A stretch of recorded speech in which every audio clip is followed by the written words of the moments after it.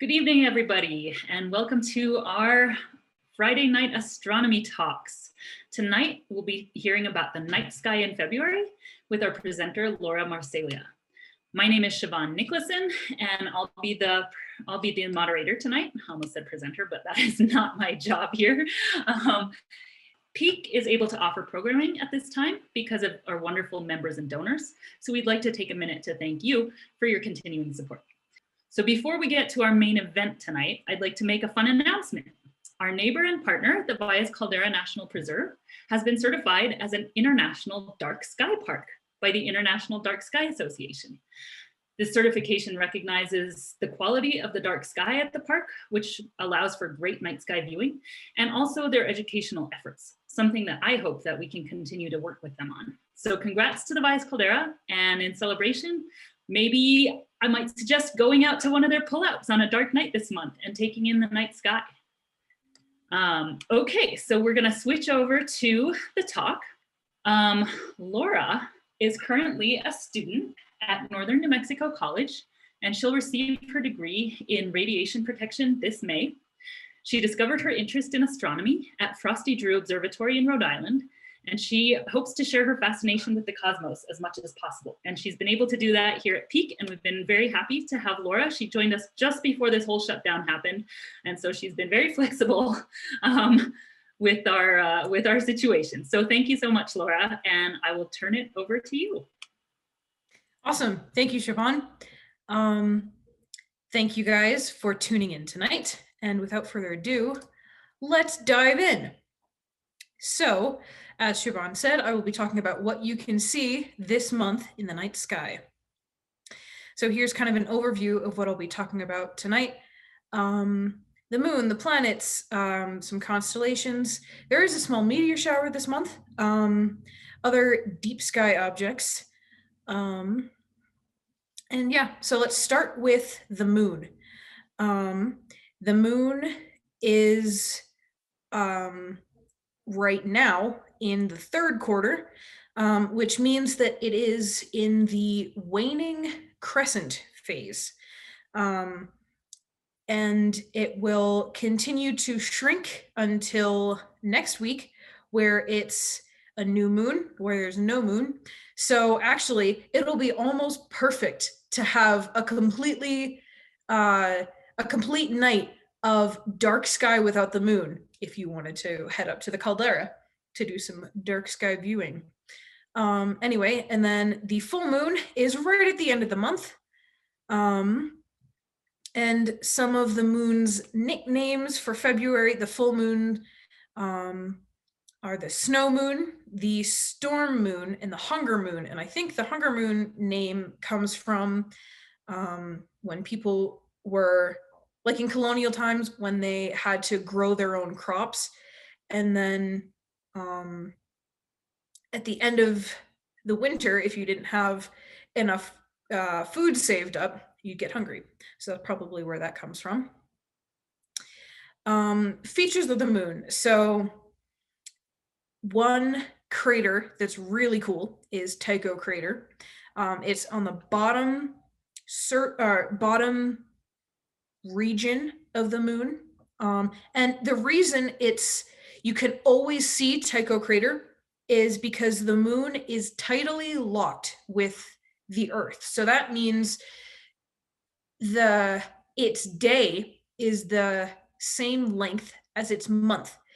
And the same face of the moon always faces the Earth. So that's why we can see only the one side of the moon and not, so to say, the dark side, which more correctly named would be the far side of the moon. Anyway,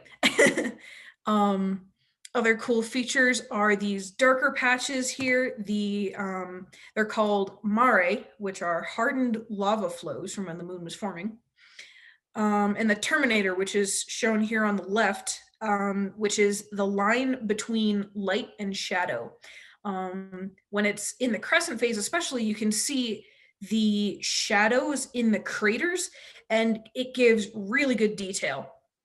So to get an idea of where the moon is in the sky this month, I will switch over to stellarium and let's zoom out. So let's see if we can put my notes in a separate thing here. So it rises tonight, a little later than now. Let's see, in the east. If I have done this right. There it is, there's the moon. So that's tonight, or really tomorrow morning before sunrise. With the bright star Antares next to it. But if we advance time, where I go forward a day, so now we get to where it's going to be the new moon, and then we should have it. Let's go back to nighttime. So if we decrease the hour a little bit,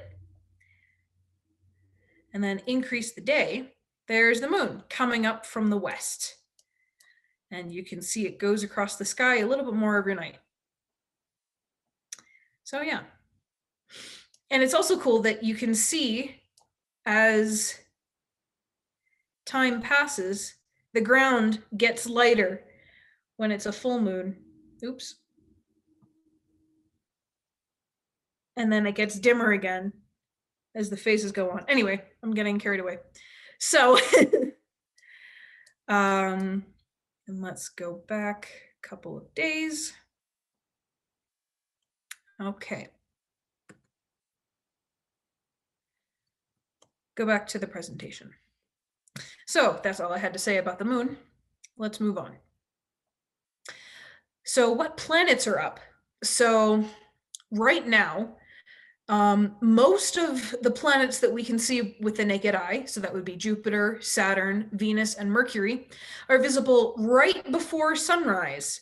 And you need a completely clear eastern sky so that they don't get drowned out when you try and look at them. So let's see if I can show you that here. If we advance time, it is now almost sunrise, and there they all are. Let's advance the minute here. Oh, so here you can see them. This is 6:15 in the morning. Mercury, Saturn, Jupiter, Venus is in there somewhere. And then you see they very quickly get drowned out by the sun. So they'll be really tricky to see. However, we can look at Mars, which is in the southwestern sky, right over here. And Mars is really cool because you can see a lot of cool features on Mars. So if I zoom in here, we can see that Mars also has these dark patches. Now, the reason they're dark on Mars, they are not lava flows like they are on the moon. They're actually Mars's crust. The red part is dust that has kind of settled on the surface. You can also see some other details on Mars's surface, and you might be able to see some of Mars's ice caps, which is really cool. And then these are its moons here, Phobos, and then lower here, Deimos, but you wouldn't be able to see those in a telescope because they are too small. But Stellarium is just letting you know they're there.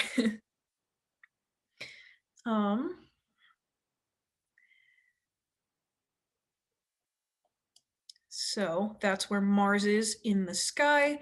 Let me also turn on the constellations so that you can better see what's going on here. So it's between kind of Pisces and Taurus is a good way to be able to find it. And then we see here that there's Uranus and Neptune is somewhere else. I didn't write down exactly where it is, but Neptune is up as well. And those will just look like little kind of bluish dots if you look with a telescope or binoculars, but you won't be able to see those naked eye. They are too far away and therefore too dim. Did I want to say anything else? No. So on the 17th, actually no, on the 18th, there is a fabulous conjunction here between the moon and Mars. So that would be really cool for astrophotography. But before we move on, I wanted to talk briefly about the rover that will be landing on Mars. That's happening on the 18th of February, which is Thursday, at about a little before 2 Mountain Time. It's called the Perseverance rover, and the lab has played a part in constructing the rover. So it's really cool. It kind of close to home. So it was launched last summer, and has taken this long to get there. And it will be collecting samples. I think there's a chemistry lab on it, but it may also be returning samples to Earth. It also, touching down with the rover, is a helicopter called Ingenuity, which is the first test of flying on another world other than Earth. So that should be interesting to observe how a less dense atmosphere influences the helicopter. So where is the lander touching down? In this picture here on the right, this is Jezero Crater. You can see here that there's a river delta, or what looks to be the remnants of a river delta.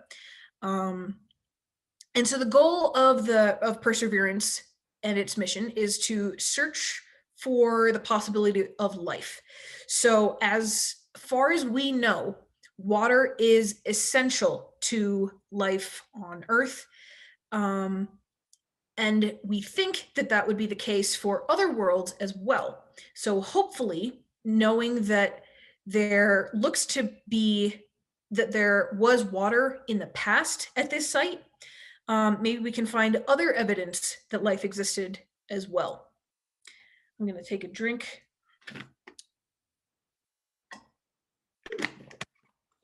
Okay. Carry on. So, conjunctions. So conjunctions are, just to define it, things where two objects look like they're close together in the sky, but they're just, they only look like they're close. They're actually physically very far apart. So a good example of this is on the 18th of February, the moon and Mars. They look really close together, but we know that they aren't actually close together in space. So other conjunctions that I wanted to mention,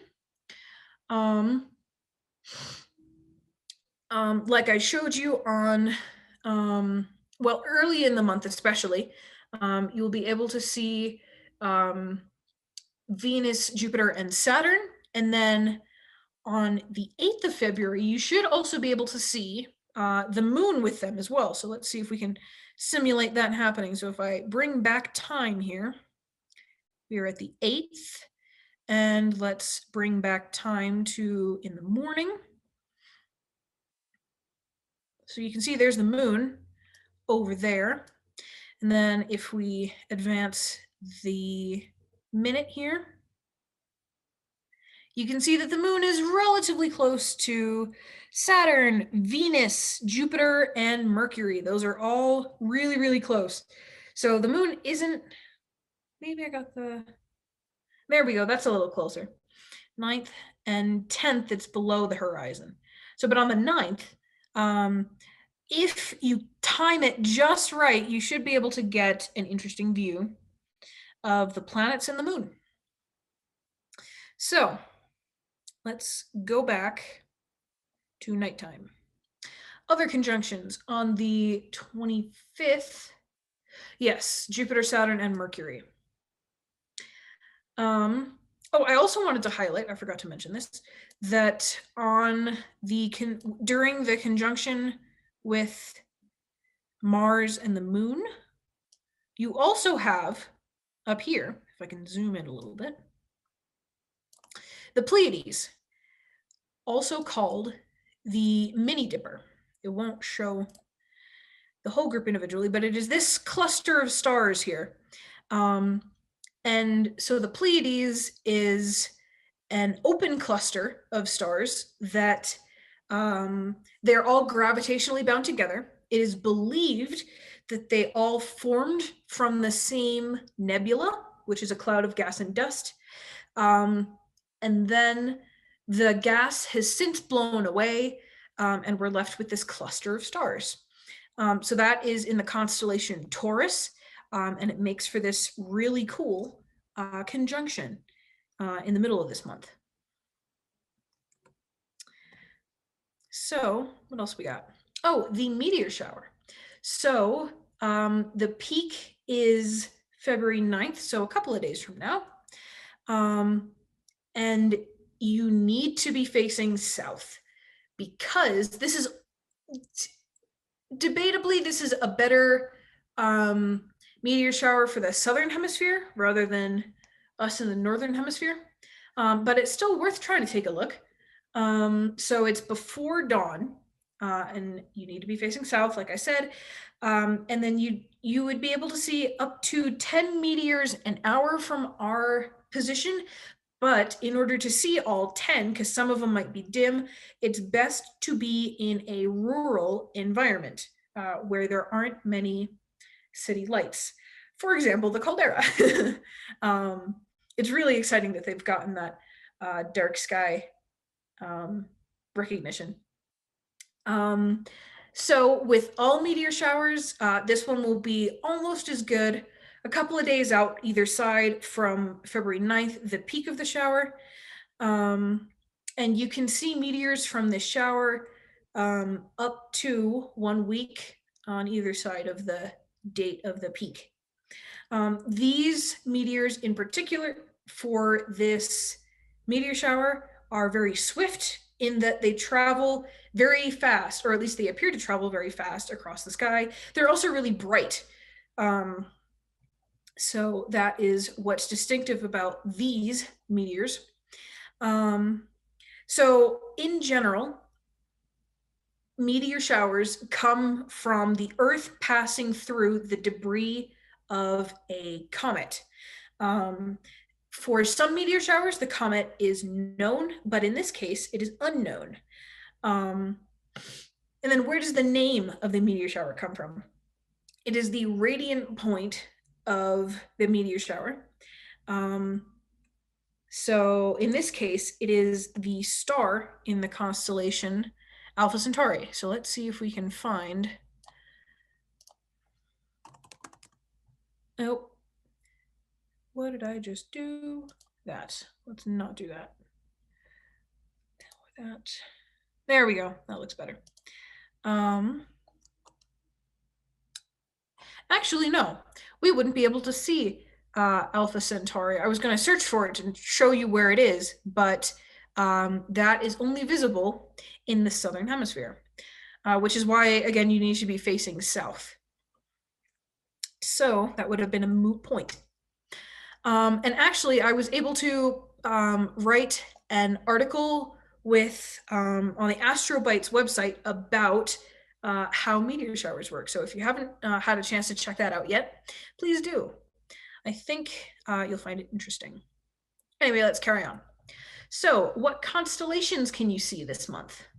I'm going to switch over to Solarium, turn on the borders.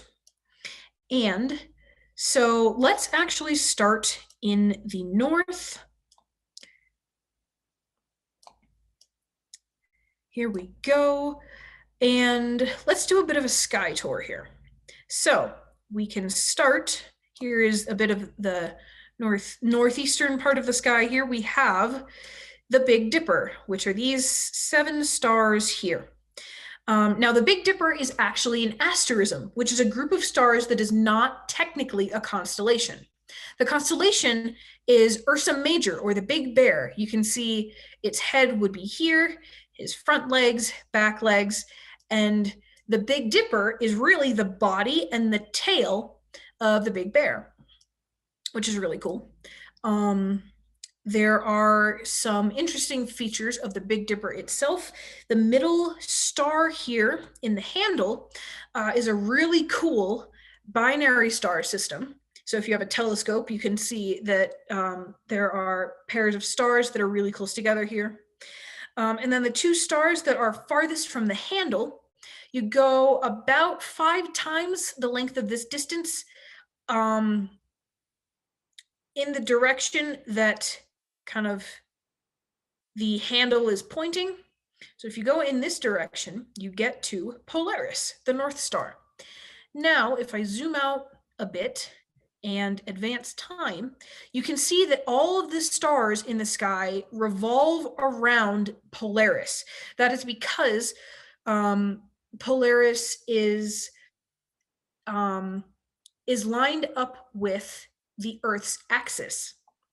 So as the Earth spins, everything else spins around the axis, and that's true of the stars that we can see as well. So, and then we have Ursa Minor here, which is the Little Dipper, that's another asterism, or the Little Bear, which is the constellation itself. What other constellations do we have? So going kind of clockwise around the sky here, we have Leo, which is the lion. The easiest way to find Leo is to look for a backwards question mark in the eastern sky.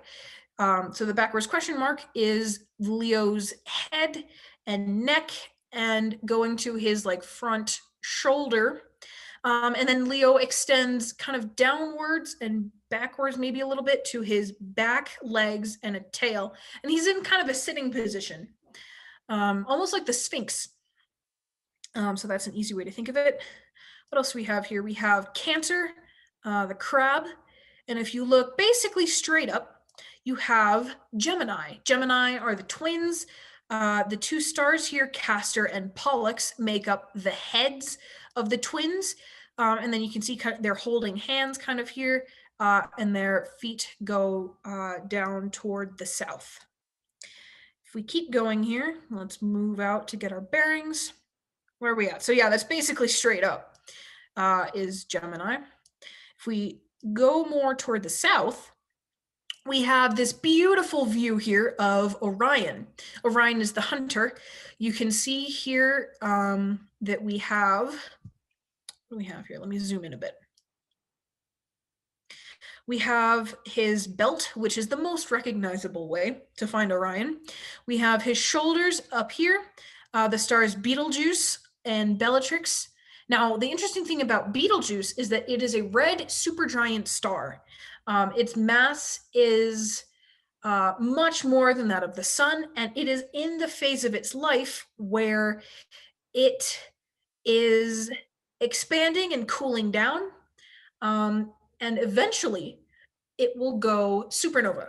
If that were to happen, it would look like we had a very dim second sun or a very bright full moon whenever that were to happen. And that would last for about a month, maybe 2. And then when it calms down a little bit, we'll be able to see the beginnings of a gorgeous nebula. So anyway, a little tangent there about Betelgeuse. If we look down to Orion's feet here, we have the bright star Rigel and then another one on the left. Out to the right, we can see Orion's shield, and then up top we can see his sword or maybe his club, and then down below his belt, between his belt and his feet, we can see his dagger, maybe the small sword.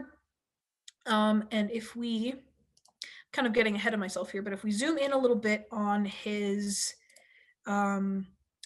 dagger, we have the Orion Nebula. This is a fantastic nebula. It is great in binoculars, even better in a telescope. But if you have only binoculars, it's a great place to start. It just, the amount of detail is stunning. It's one of my favorites. So anyway, that is Orion. We also here have the hunting companion, Canis Major, or the big dog. We have the brightest star in the northern hemisphere in the whole year, but it's only up in really the wintertime and the springtime, Sirius, the dog star. Okay, let's keep going clockwise here. Now we're a bit in the south. We have Taurus the bull. Aldebaran is the bright star in Taurus. We have his horns going up this way. And then we also have, like I said, the Pleiades here in Taurus as well.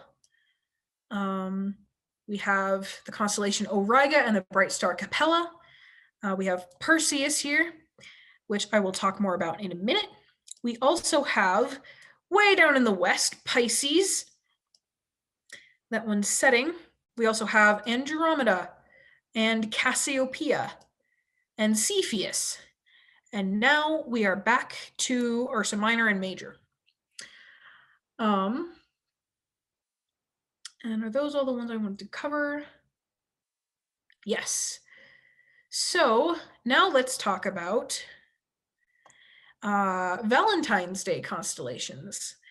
So I made some notes for myself here about the myths that are associated with kind of couples in the mythological constellations. So we have here Cepheus and Cassiopeia. They are the king and queen of Ethiopia. Their daughter is Andromeda.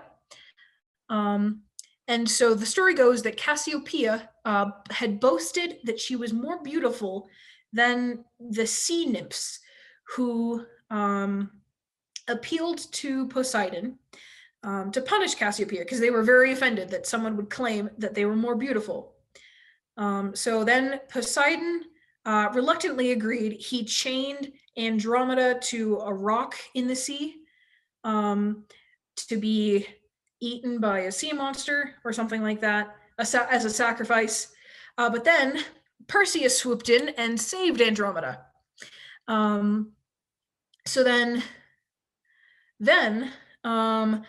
Perseus and Andromeda were set to get married. And at their wedding, Andromeda's suitor, Phineus, who clearly had a crush, but wouldn't accept that she was marrying someone else, Phineus claimed that only he had the right to marry Andromeda.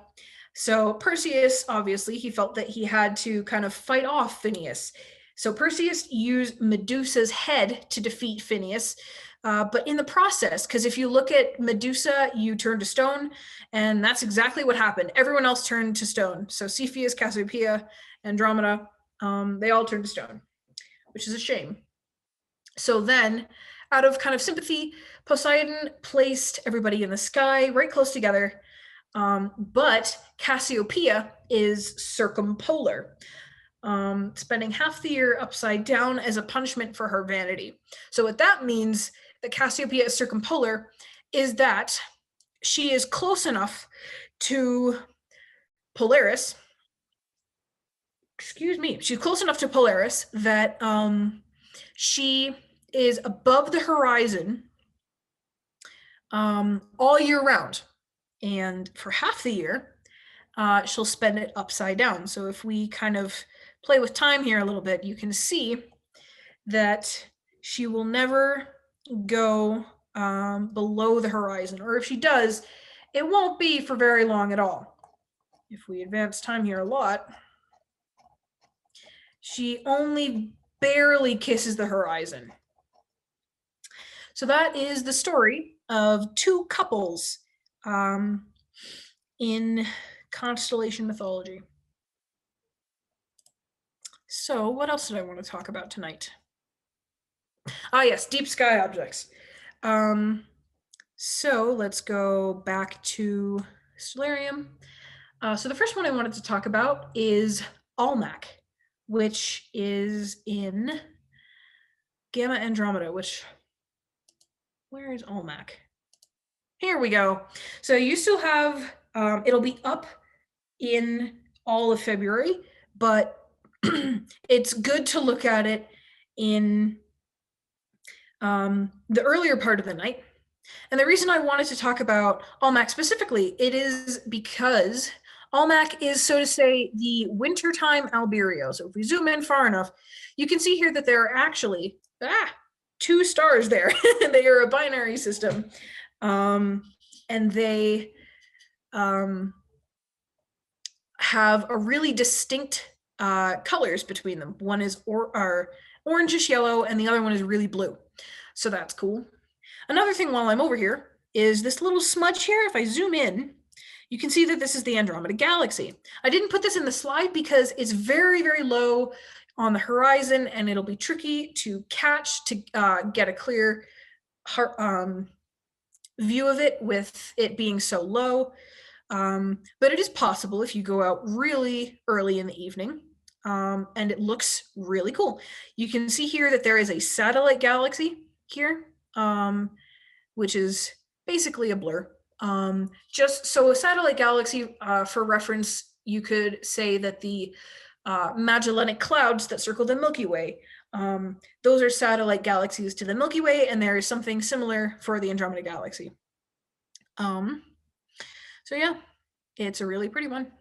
And it's the closest galaxy to us, to the Milky Way. So that's why it looks so big. So as I mentioned multiple times before, we have in Perseus, or in Taurus rather, the Pleiades, which is an open star cluster, which I did talk about. And then we have the Perseus double cluster, which, let me look that up. NGC 869. Oh, I'm not actually. NGC 869. There we go.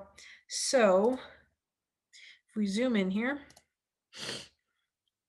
So for reference, here's where to find the Perseus double cluster. It's basically right between Perseus and Cassiopeia.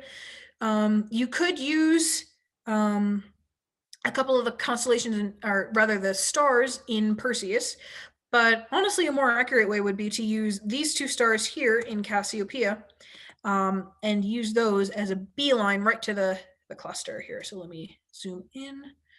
Now the Perseus cluster, this is not an open cluster of stars. This is a globular cluster. Now globular clusters are, oh no, it is an open star cluster, my bad. Do I have an example of a globular cluster? I do not.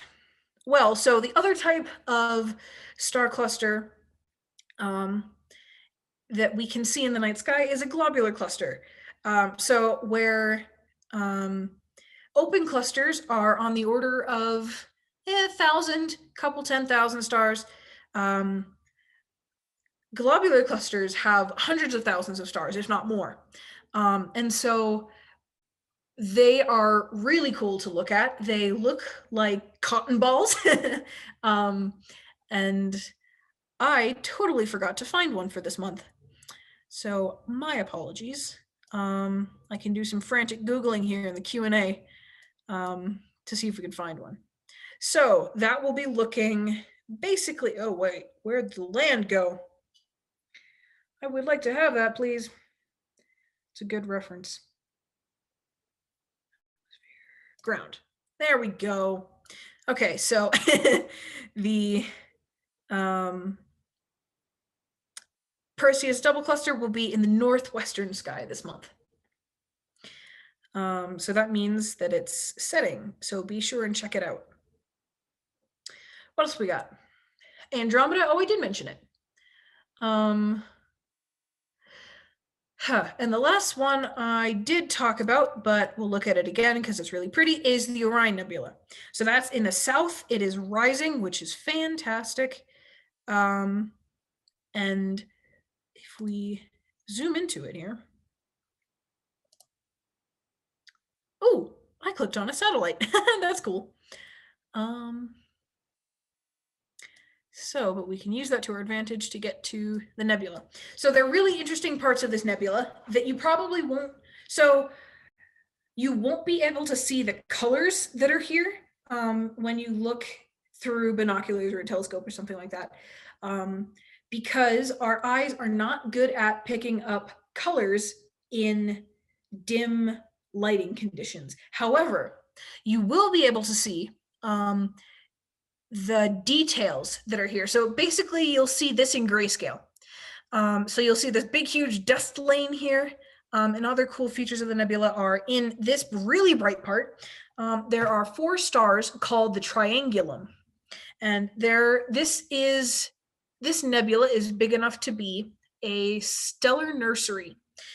So similar to the Pleiades, this nebula is condensing in different places to form protostars, which then they have enough gravity to pull in other parts of the nebula and create the star cluster. So all those stars in this cluster are gravitationally bound. A lot of these are in the foreground here, a lot of these stars you see, but the ones in the center here itself are part of the gravitationally bound stars. And eventually the gas will dissipate, but that will take millions of years. And then we will have the star cluster remaining. Did I want to talk about anything else? I do not think so. All right. And then I do like to include, in case there are any new viewers here, tools for beginner astronomers. So instead of using an app on your phone, you can use a planisphere, which basically has 2 layers to it that are connected in the middle. One is the whole night sky for the whole year. And then the top layer has a little window there, a transparent window that you can kind of turn around to see what stars and constellations are above the horizon at any given point. Another thing that is crucial to astronomy is to have a red flashlight. Now, the reason you don't want to use a light, or rather a white flashlight, is because white light consists of all colors of the rainbow. Like if you put light through a prism, you can see that. And so in that white light is blue light. Now our eyes, our pupils are very, very sensitive to blue light. And if you see blue light, your pupils will contract. That is the opposite of what you want to be able to see stars and other dim objects at nighttime. And our eyes are least sensitive to red light. So that's why it is advised to use a red flashlight. You can kind of make your own with red cellophane. There are some that have red LED bulbs. And if you don't want to spend the money on a flashlight right now, you could install an app on your phone that you can turn on a red filter. Those usually work pretty well. I wrote down the apps for one app recommendation that does work on both iOS and Android. And that one is one of the best. That's one of the ones where you can kind of hold your phone up to the sky and kind of move around, and it'll track your movements and be able to show you exactly what you're looking at. So that is really helpful. And then I've put here some good specifications to be on the lookout for if you did want to get a beginner's level set of binoculars or telescopes. Now there are 2 types of telescopes: a refracting telescope, which only uses lenses, and then a reflecting telescope, which uses a lens in the eyepiece and some curved mirrors in the telescope itself. So there you go. That's all I got for you tonight, but please send any questions my way. Thanks for tuning in. Okay, thank you so much, Laura. I appreciated your talk. I learned some things, and I'm really excited about the Perseverance landing on the 18th, so I hope that all goes well. Galen wanted to point out that there is a great globular cluster in Lepus M79. Oh, let's find it. Thank you. That's right under Orion's feet, I guess. So this is a good one to see in winter. What do we have here? Oh yeah, I see. Ah, here we go. Yeah, so you can see here that the globular cluster is much more dense than the open clusters would be. Thank you, Galen. Cool. So, were there any other questions? Yeah, let's see.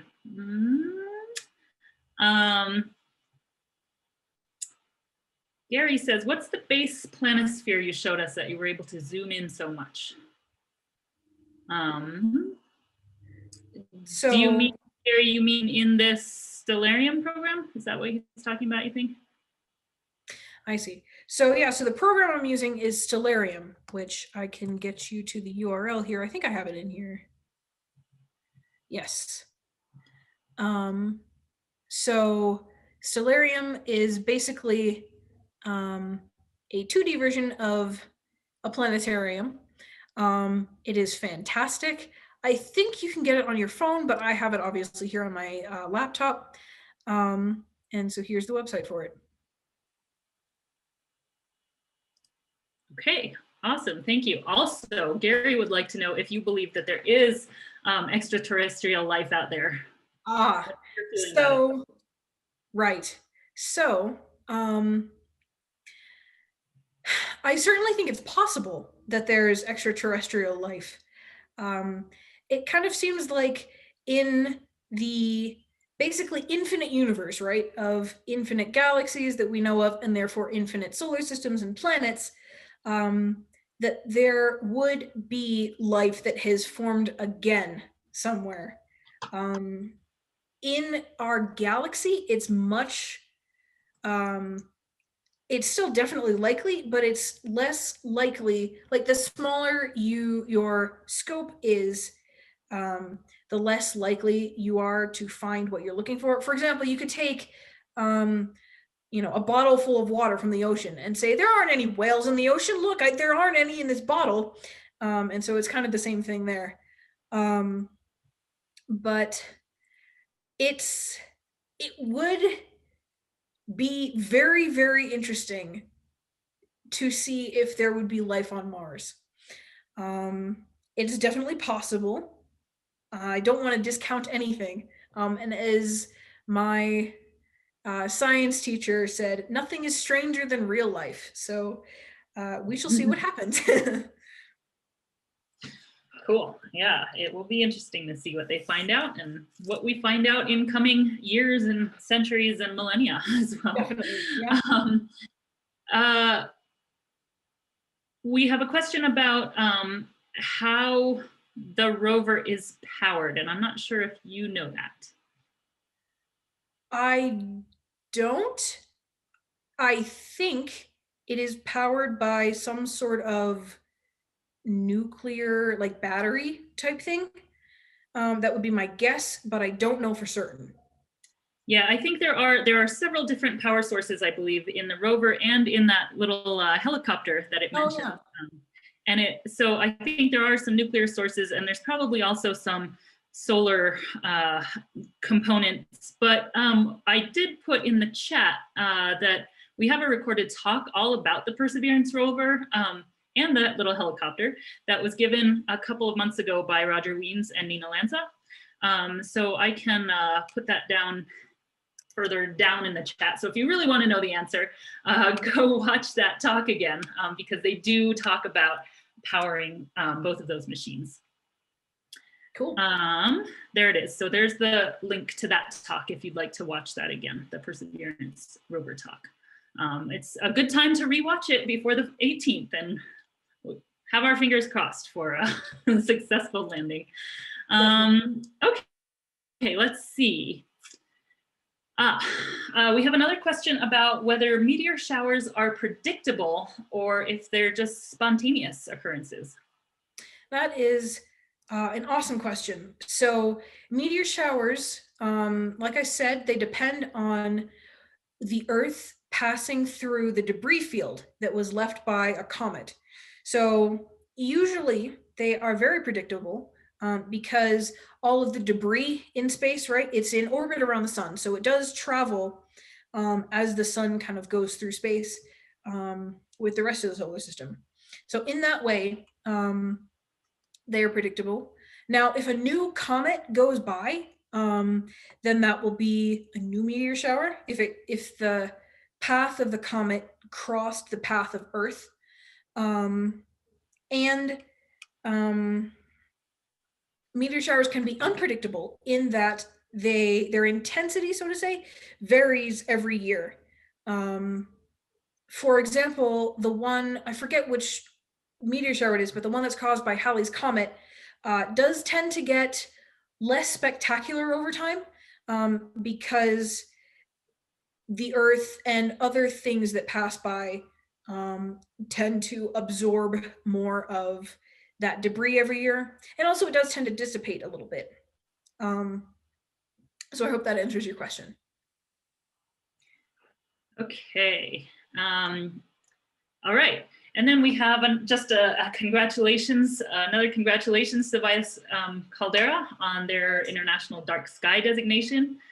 It is exciting, and I'm hoping that will, bring a little more attention to the dark skies in our area, and that we can work with them to do more education about the night sky and about the importance of keeping it dark.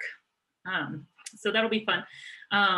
He also wants to mention another fun thing to look for is International Space Station passes. And he says there was a great one at 6:45 tonight. It's about an hour ago if you happen to see that. I did not.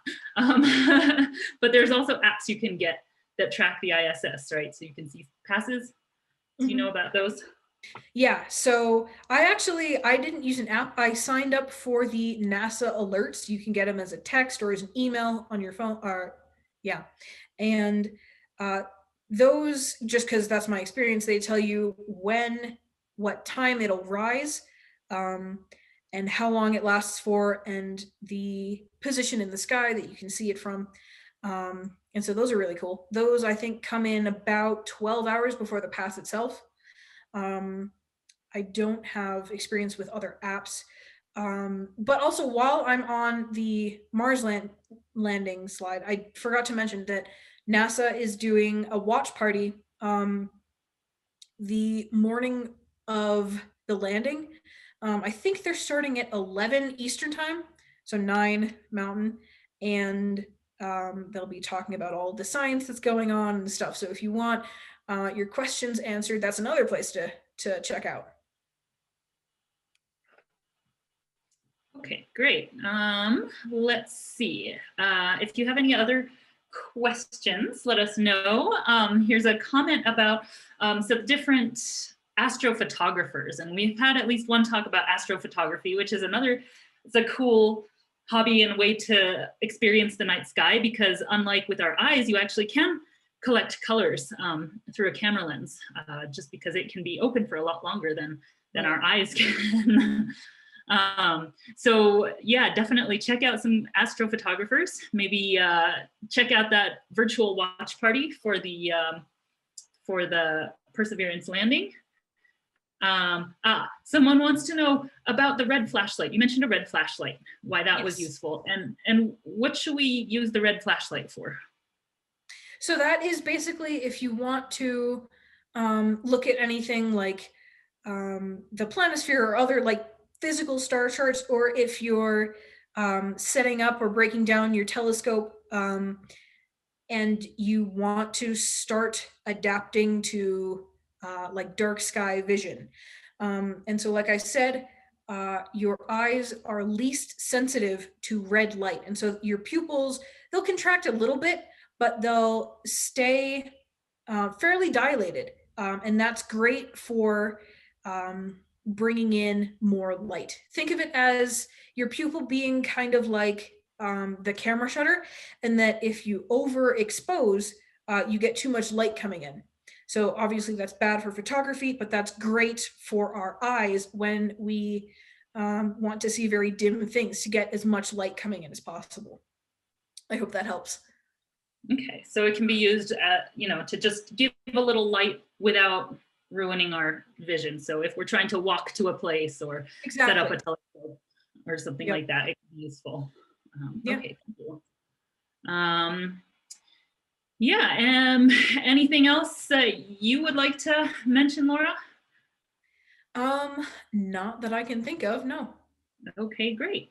Well, I wanted to say thank you once again to Laura. I really appreciate your time in putting together this talk, and I really appreciate the things that I learned, and I'm going to look for some of those things, maybe even from the Valles Caldera this month.